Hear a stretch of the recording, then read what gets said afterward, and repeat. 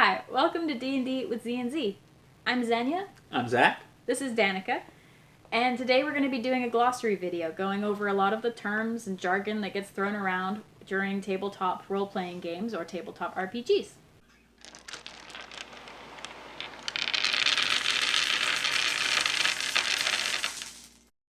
So these are just the terms that we use and how we use them. I've seen different interpretations in different places. Some of them are kind of big concepts. We'll cover them more in depth in later videos, but for now, this is our quick and dirty version. So without further ado, let's get started. So let's start with metagaming, the scourge of the RPG tabletop world. Metagaming just means that you are using outside knowledge inside the game. So for example, if a goblin runs around the corner, I know exactly how much armor and health a goblin has. If I know I can't do that much damage, I'll just turn tail, whereas I might not do that if I didn't know other things. This is especially bad for people who have played a lot or have GM'd before, where if you have a new GM using the base game mechanics, they'll be pretty transparent to people who are very experienced. Next up is railroading. This is something you'll see a lot on the RPG horror story circuit. Generally, it refers to GMs making a plan or plot for a particular session or campaign and having no other options be available to the player at all. So if the player wants to visit their uncle or rob a bank or something like that, there is undue walls in place to block them from taking that course of action and kind of force them back onto the area the GM has planned. This can be really bad, especially for new GMs who probably don't have a great grasp of how to improv a quick bank robbery or tootle up an NPC off the cuff.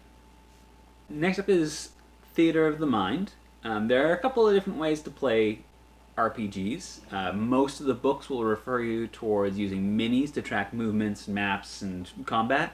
But that is just one of several ways of doing things.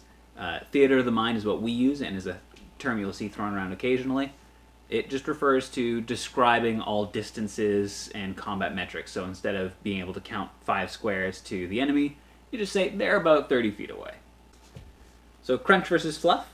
Crunch generally refers to the rules governing the back end of the system. So how much you add to your dice, whether you can hit something or not, how far you move in a turn. Versus fluff, which is generally what each action looks like.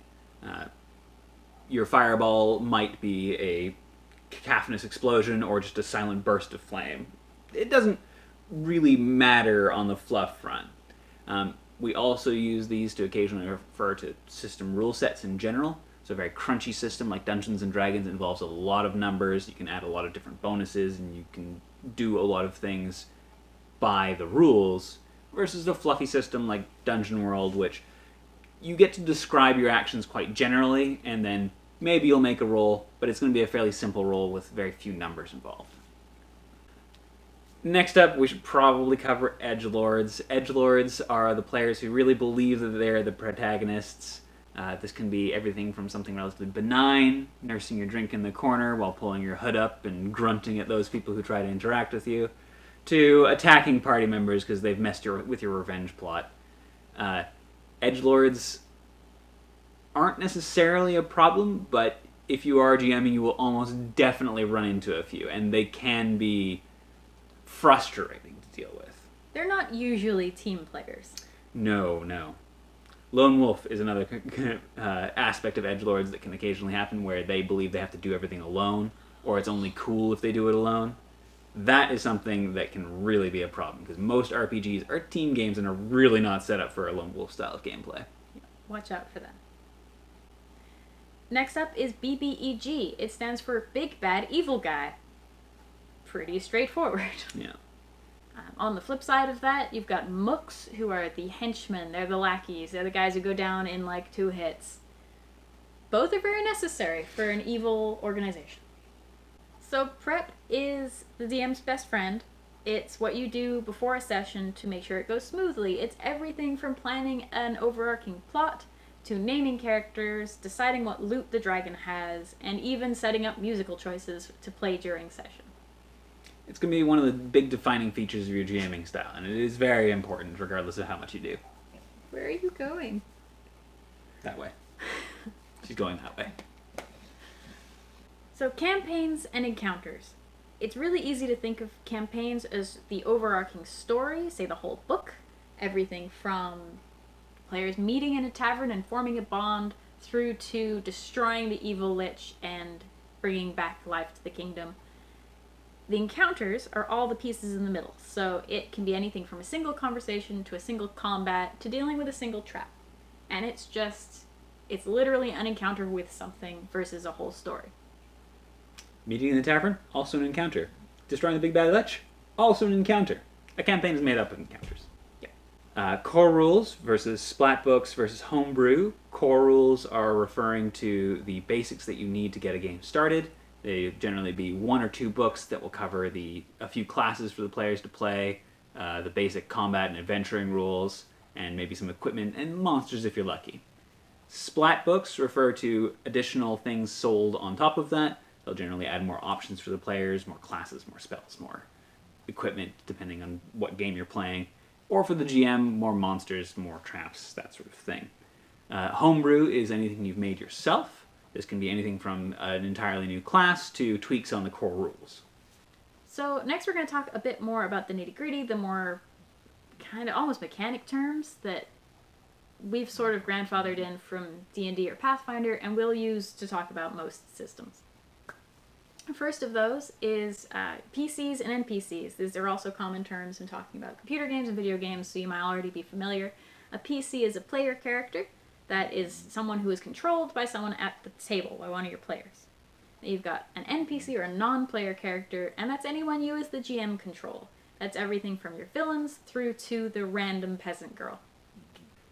CR, or challenge rating, is up next. It's definitely a term that we have grandfathered in from Dungeons & Dragons. We use it in all sorts of systems. In Dungeons & Dragons, it refers to a level 7 party being able to easily handle a CR 6 and below encounter, or be relatively challenged CR 7.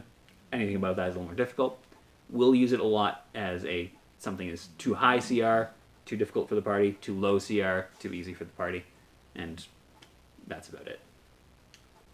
AC and saves, another one that we've grandfathered in from other systems. AC, armor class, refers to how hard you are to hit or how hard it is to damage you. Saves refer to how resistant you are to various effects, magical or otherwise. So crit hits and crit misses. Crit misses, I think, is pretty much a homebrew for us. Yep. I don't believe it's in any of the systems we've played. But basically, anytime you crit succeed or crit fail, you're doing either exceptionally well, you've rolled very well on the dice, or the opposite, something's gone terribly, terribly wrong.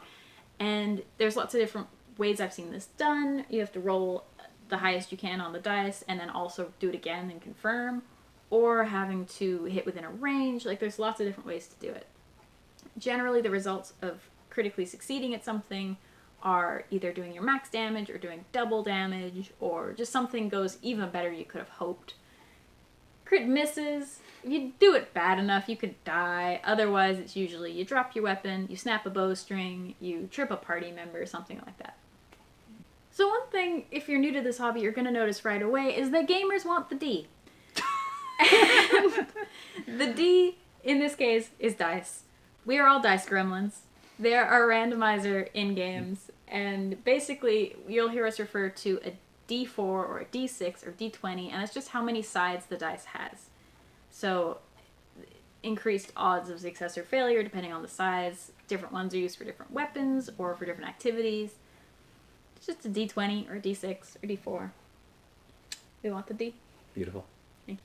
So thanks for watching our glossary video. We hope it's been at least a little bit helpful. If there are any terms you've heard around that you want to know more about, drop them in the comments. We'll cover them in a future FAQ video.